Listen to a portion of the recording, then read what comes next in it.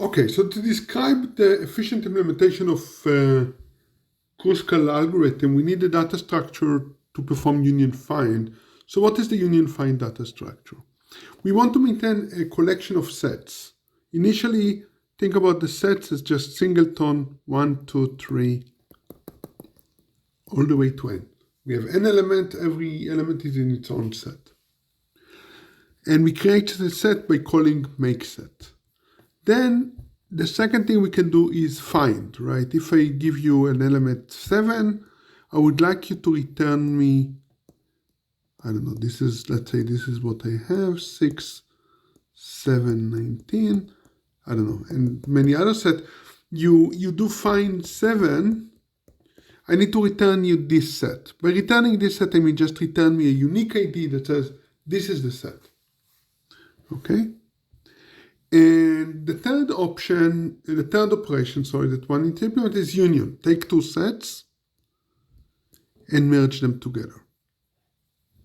Right, so if we have 1, 2, 3, and 4, 5, 6.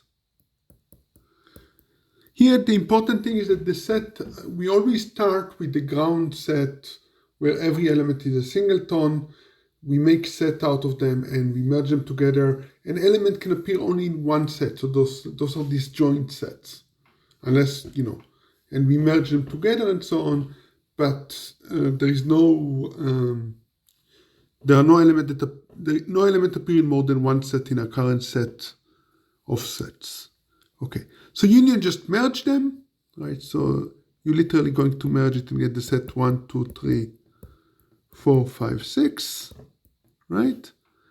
And that's it, right? And we want to implement this data structure efficiently. So maybe the most naive implementation is the following. Every set I'm going to implement as a list. And the list in the head of it is going to have an ID, a unique ID. And in fact, what I'm going to do for every element, I'm going to write down the ID of the list that it's in. It seems inefficient, but that's what we're going to do, right? So if this is list 10, we're going to write, E1 10, E2 10, and so on, right? So now we have a list. Find is very efficient, right? Because I just look up the element. So think about the element also being stored.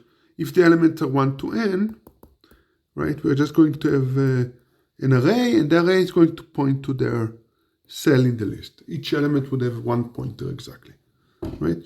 So find is immediate, right? We look up the element in the list, and it says which list it's in. So find would be constant time. Make set is also immediate, right? Create a set with a single element. You just create a list and the ID. So this is constant time 2, right? Union is more problematic, right? So to get efficient union, here's what I'm going to do. I'm going to, with each list, not only I'm going to maintain the ID, I'm also going to maintain the size. Okay? So now when you ask me to merge two lists, right, I can go and see which list is smaller than the other, and then I merge the smaller list into the bigger list, right? I just add it in the back, and I rewrite the IDs, right? Of all the elements in the list, I just rewrite the IDs stored with them. So this is going to take the size of the smaller list, right? Doing a union would take, the time is linear in the size of the smaller list, okay? Find is constant time, and merge is the size of the smaller list. And now you can ask how much time would it take overall? Well, this should sound very familiar to you because we had a homework question about this in homework 1, right? All this stuff about the tribes and the ships and all this nonsense, this was really analyzing the overall time it takes to the data structure to perform, right? So the overall time that you would spend on union overall is equal exactly to the number of ships getting sacrificed in this question, which is of n log n. So this data structure have running time n log n plus m, where m is the number of find operation. Okay, So why is this data structure anyway relevant to our purposes? Well, the Kruskal algorithm, what we have the current trees in the forest, which is just a tree, right? 1, 3, 4, I don't know, whatever the node of the tree is. We have another tree, which is another set of vertices. And then when we look on an edge and we check whether we should merge the two trees, what we're really doing, we're asking what's the set of this endpoint of the edge? What set is this endpoint of the set? Where the set of trees just its vertices. If they're in two different sets, we are merging the sets, right? So deciding whether or not to add an edge is just asking, do to find operation for the two endpoints of the edge and ask, are they in two different sets? And if so, we do a union operation.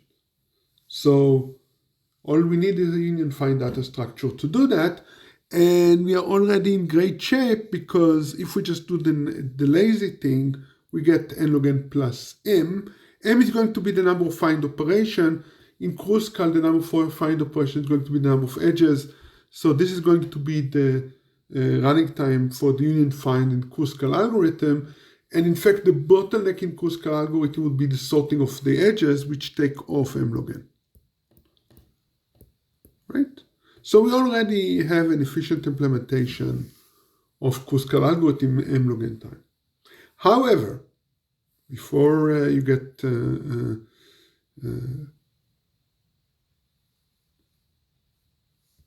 disappointed or excited, the amazing thing is that one can do much better in Unionfind.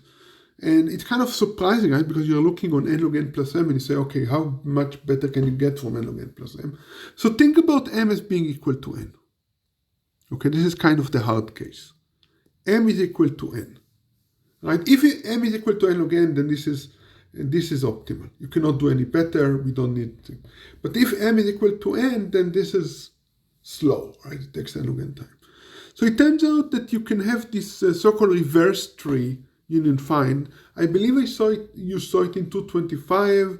Let's go over it. So the basic idea is that every element has a pointer that initially points to itself. And then what happens is that when a set is just now a reverse tree, every element points to its pointer. And now when you need to merge two sets, you just take this set and you hang it on the other set. But you don't just do it in a stupid way. You always hang the smaller one from the larger one. Since it's too expensive to maintain size, you just maintain something called rank, and you do union by rank. You increase the rank of an element by 1 whenever you merge two sets of the same size, right? So this is union by rank. And then there is this bizarre thing where when you do a find operation, so you have a tree, right? And you should be going up the tree to the root, and the root is the ID of the tree. But when you go up the tree, what you do also afterwards, you reset all the pointers along the path to point to the root. This is a hack. It's called path compression, because suddenly all the things on the path, which might have been very long, now all point to the root. So next time you do find operation on them, it will take constant time. So it's a hack, but it's a very simple hack to implement. So essentially all the code for this data structure is on the slide. So it's an amazingly basic and simple data structure. It's definitely easier to implement than linked lists and stuff like that. And what one can prove is that if you do you have n element and you do m operation, the overall time that it takes to do that is n plus m time log star of n. Right? What is log star? Well, it's the number of time you have to apply log to a number before you get, let's say, number smaller than 2, right? So think about log 10 to the 6, right? Let's assume we're doing it base. Well, let's maybe think about something bigger because 10 to the 6 is disappointingly small. Okay, let's take 10 to the 10 to the 10, right? right? Okay, so this number, if you take Logstar, well, if you do log one time on it, you get 10 to the 10, right? This is log base 10 of 10 to the 10 to the 10, right? And log of this, log of 10 to the 10 is 10, right? And then you do log another time and you get 1, right? So I had to do log 3 times before I got below 2. So Logstar of 10 to the 10 to the 10 is equal 3, right? So it's a crazily slowly growing function, right? In fact, if I put a tower of 10 to the 10 to the 10, t times, its Logstar is going to be t. The important thing to remember to realize how big number it is, 10 to the 10 to the 10, is that we first compute the top part and then 10 to the 10, whatever it is, we then compute 10 to this. So it's 10 to the 10 billion in American standards. Right? Yeah. So the Logstar function is crazily small. To all practical, it's 5, right? So essentially, people were able to prove that the previous function that we had seen, the previous hacky thing, works essentially in constant time to all practical purposes. But it turns out that one can prove in something stronger. It turns out that you can prove that instead of Logstar, there is a function that goes even more slowly. It's called Ackermann function. I don't really want to go into the mess because understanding what the hell is this function is pretty difficult because it's one of those crazy recursive functions. It's just sufficient to say that if Logstar is base 2 is 5 for all practical purposes, Ackermann is 4 for all practical purposes. So it's even more slowly going. And this analysis is essentially one of the reasons why Bob Tarjan got the Turing Award. It's really an amazing result. Okay, that's it for now.